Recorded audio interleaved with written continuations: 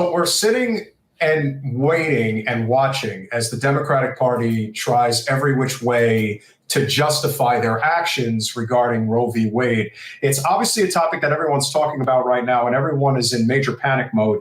I mean, look, if people want to go and protest in front of Justice Kavanaugh's house, who gives a damn? He shouldn't even be on the court to begin with. But as far as I'm concerned, it's like you say that you care about Roe v. Wade, and yet you've constantly made an effort to make sure that anti-choice candidates like Henry Cuellar remain in Congress. The duality of the party is really messed up at this point. And apparently Speaker Pelosi earlier today made it very clear that they don't really know what they're doing. No, somebody flat out asked her, like, how did this happen? How did we get here with Roe v. Wade? And she said, I don't know. What are your thoughts, Osiris? At least she's being honest. I think both corporate parties want this issue alive. I don't think either one of them, Mitch McConnell, Nancy Pelosi, all these people, they couldn't care less about your body. What they care about is using it for the energy they need. Midterms are coming up. Where are Democrats going to get the energy? And so they're perfectly fine with this. Most people are rallying to the cause, which I perfectly understand. As far as legislation goes, I am pro-choice without question. Personally, I would be pro-life. Like, if something happened, I would want the mother to keep it, but that would be her decision. I would try to persuade her, but it'd be her decision. Nobody has realistic discussions about this. Ultimately, they're leaving it up to the states, and I want us to get along. I want us to figure out a way to. So how do we continue as a country? I think this might be the best way. Leave it up to the states. Even though I am pro-choice, how do we stay together when we don't agree? This is not something you can kind of be stuck in the middle and not take a side on. My problem with that is that if we look at, to me, there is nothing more important in being a democracy than the idea of bodily autonomy. And once you have a government kind of intruding on bodily autonomy, that to me is very scary. So, and if you leave it up to the states, it's sort of like saying, why not leave our other rights up to the states? We don't leave our right to, let's say speech or free speech. That's not left up to the states. Like there's certain things that we would say, okay, some states are so conservative, they might get rid of it.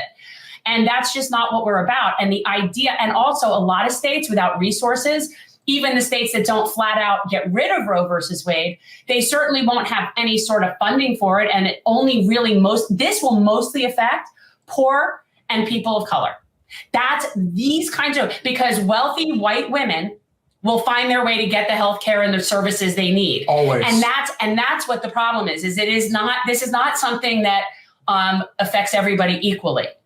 And it's not that that's good either. It shouldn't affect anybody, because bodily autonomy is, once you start messing with that and the government's having a say-so about that, it's just, I think that's a very scary place to be as a democracy. And again, the other issue that you have to remember regarding this particular issue, if it is left up to the states, it only furthers the divide that we really are the divided states of America, because what's going to end up happening, especially in the extremely conservative states, especially in the Deep South, whether it's Louisiana, Mississippi, Alabama, what's going to end up happening there is anyone who is more of the pro-choice lean is going to end up probably relocating to another state, and the deepening of the blue-red divide will grow even deeper. So blue states will get more blue, red states will get more red.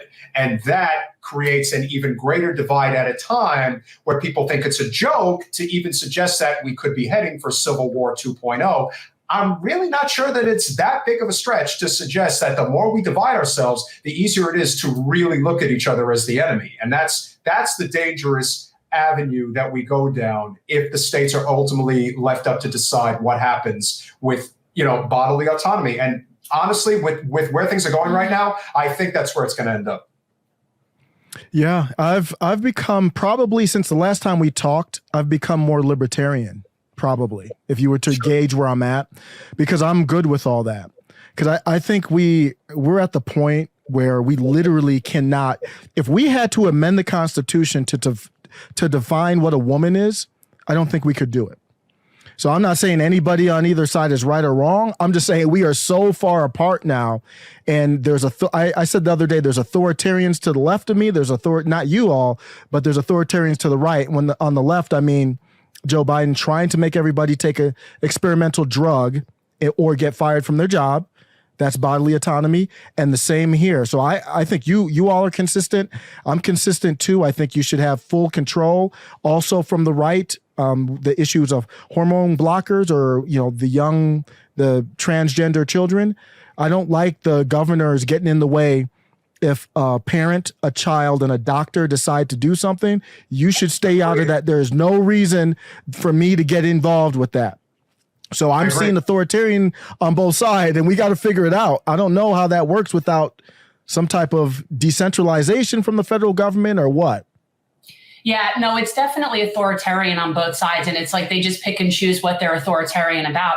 I've been very, very clear and consistent that I'm against bans and I'm against mandates. That's not something that I think in general, first of all, they don't work. So from that, so they just don't. And so those are not methods of policy that I think are effective. But I just think it's too authoritarian for me. And I've always said this when it comes to civil liberties, I'm as libertarian as you get. I believe in a social safety net and I believe in an economic system that, empowers workers and that. But when it comes to our civil liberties, I support all of them and everybody's individual. If it's consenting adults, I don't want to know. I don't know. I don't care. I don't care what your genitals are. I don't really care what bathroom you use. These are not things I need to be concerned with. And they use these, as you know, these are the issues that they raise money and rally their base, both sides. And so we're just being used as some sort of like pawn in that. And any excuse not to talk about economic issues. Any excuse. That is what this is all about. And not that it isn't an important issue, but it always seems to be so very convenient as we start to enter electoral season that any excuse not to talk about a living wage, universal health care, ending the wars, implementation of the Defense Production Act, where we could finally start building a clean energy grid. There are so many things that we could be talking about that overwhelmingly people agree on, but it always comes down to LGBTQ, women's right to choose, Second Amendment, or who knows what else, where people are where they really dig their heels in the sand. And this is why we're divided, because the narrative at the very top is always driven to divide us, not unite us. Thanks for watching. If you want to support our mission to transform politics into service, please like this video, subscribe, follow us on social media, and consider joining our Patreon, where you'll get early access to our interviews as well as other exclusive content. Links are in the description. Peace out.